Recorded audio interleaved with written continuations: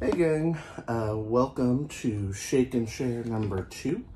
Today we're going to be going over some of the questions I got regarding stigmas, doctors, and coming out of the fridge, as it were. First, let me get my the shake part going.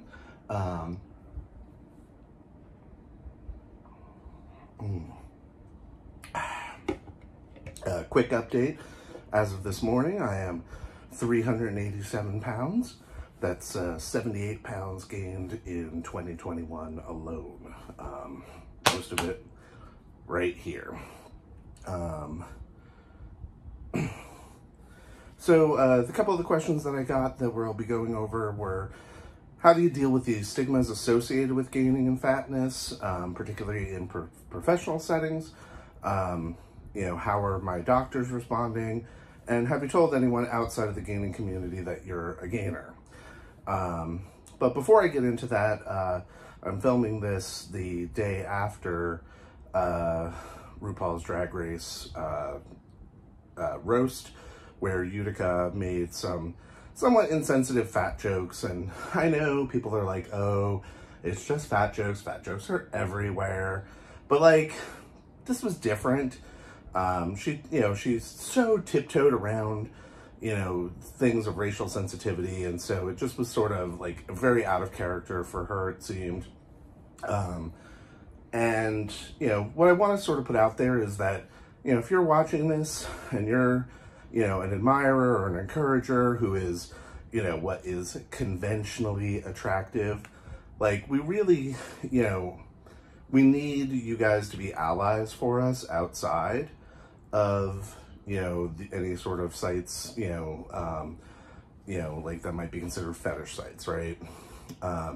We need you guys to call out your friends who, instead of just saying, I don't find him attractive, say, oh my God, he's so fat, he's disgusting. Like that language is hurtful. And it shouldn't be that odd that it's to tell someone that it's hurtful. But it's definitely a, something that I think, I would like, for any of you who are, I know you don't really probably want weighty subject matter with your weight gain, fantasy content, but, anyway, just sort of throwing that out there. And with that, sort of segueing into,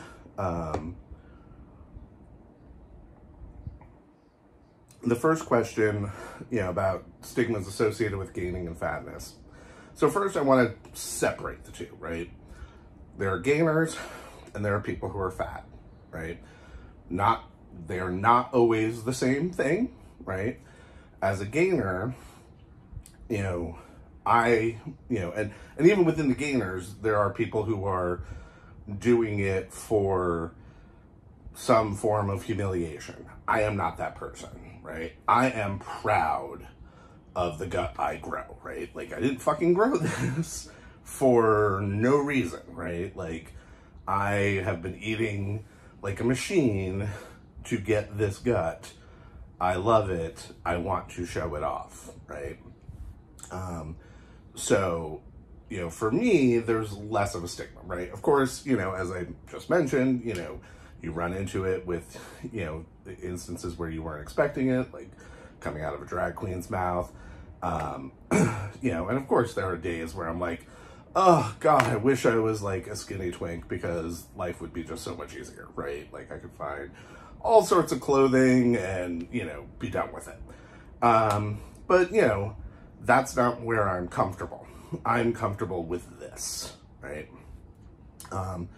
So I think the where the stigma around, being fat can come in a professional setting is if you play into, whether it's intentional or unintentional, that lazy slob paradigm, right?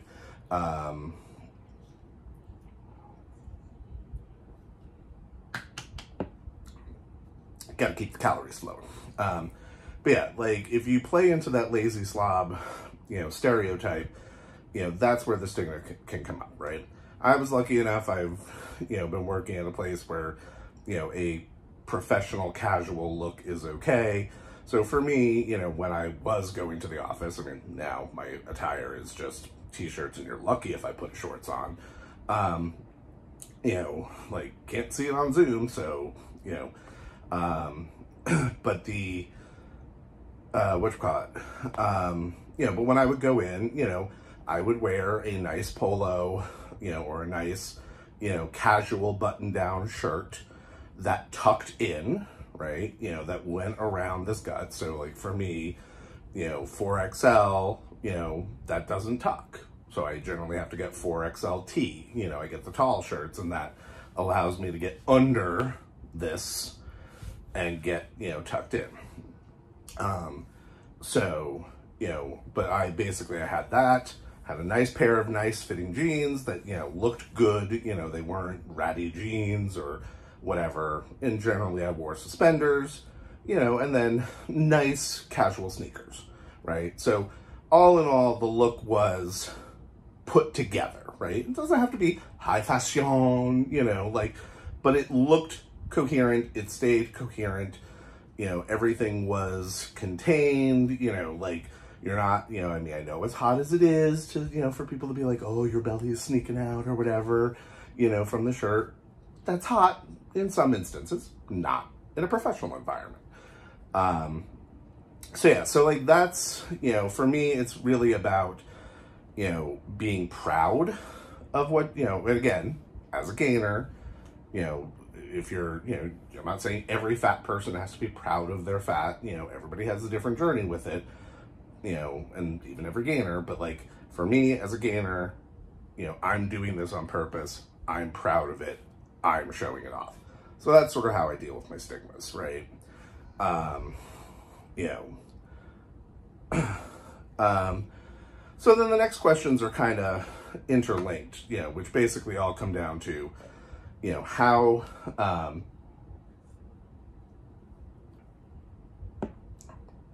you know, have you come out of the fridge? How, you know, how have you come out of the fridge? For those who don't know, that's, you know, our little playful thing on coming out of the closet. Coming out of the fridge is coming out as a gainer. So the first thing is, yes, I've had discussions with my doctors that, you know, hey, you know, I like being big and I have intentionally gained weight. You know, I'm not going to go into all the details, you know, I mean, I've gone into the details a little bit with my therapist, you know, but the idea being that, you know, I've told them like, hey, like, you know, like the first one I told, you know, he was a conventionally attractive straight guy. And I said, you know, I just basically asked him point blank. I was like, what's your waist size? And he was like, 34. Why? And I'm like, you're gay obese. You know, and he was like, what? I'm like, if you were in the gay community, you would be gay obese, right? And, you know, and I said, I've tried living to that standard, and, you know, I've done, you know, things that are just as bad as gaining fat to try and meet those standards. Like for a long time, you know, I was using like misusing Oxy-Elite Pro, you know, those fat burners, things like that. And yeah, it's, you know, and I've seen friends with all sorts of disordered eating trying to, you know, be there.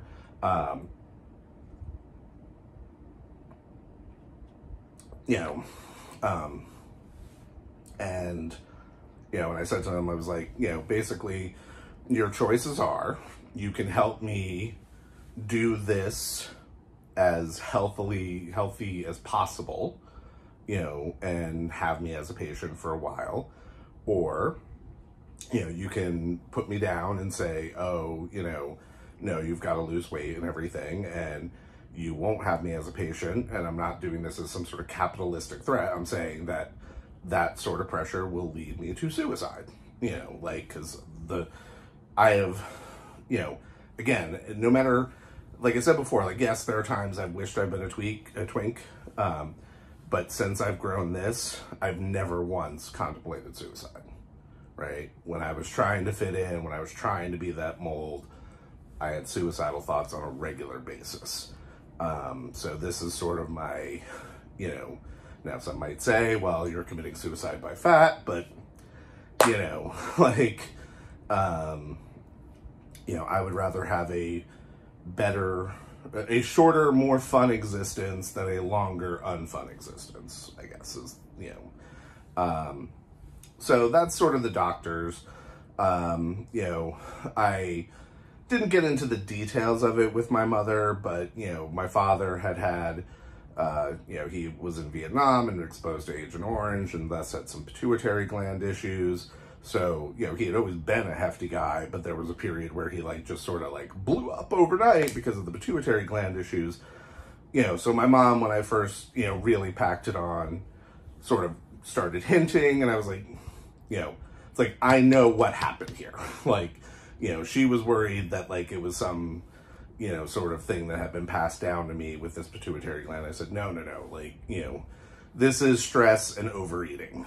You know, I didn't say, you know, overeating on purpose, but I said stress and overeating.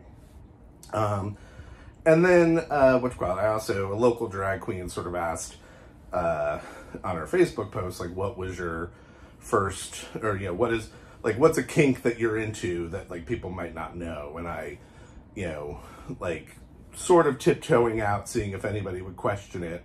No one did, but, I did say, you know, I just basically, one word, gaining, you know, and replied, but I think it was sort of lost amongst, you know, several hundred responses.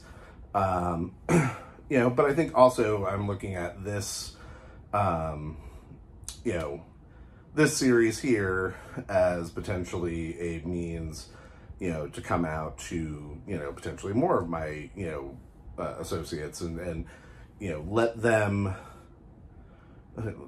digest. I keep not unintentionally coming across rather, you know, gaining specific puns in my, you know, in my thoughts, but, you know, let them digest what it is, you know, and then ask me questions later.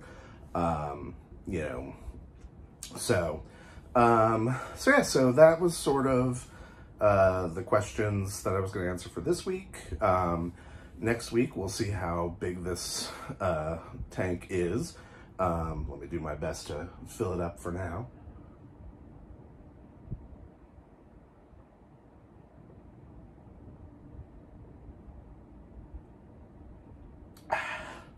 Only problem with these shakes, brain freeze. So we're gonna let that die down just a little bit. But we'll see how much bigger this tank is. We're 13 pounds away from my first goal of 400 pounds. So we'll see if, I mean, we're not gonna be there next week, but we'll see how much closer I am. And then next week we'll be talking a bit, you know, gotten lots of questions about what it feels like to, you know, have this, to grow this, to carry this around. So I've hinted at it and everything a little bit so far, but, you know, we'll really dive into to it then. So, so I hope you guys all have a good rest of your weekend and a good week, and we will see each other soon.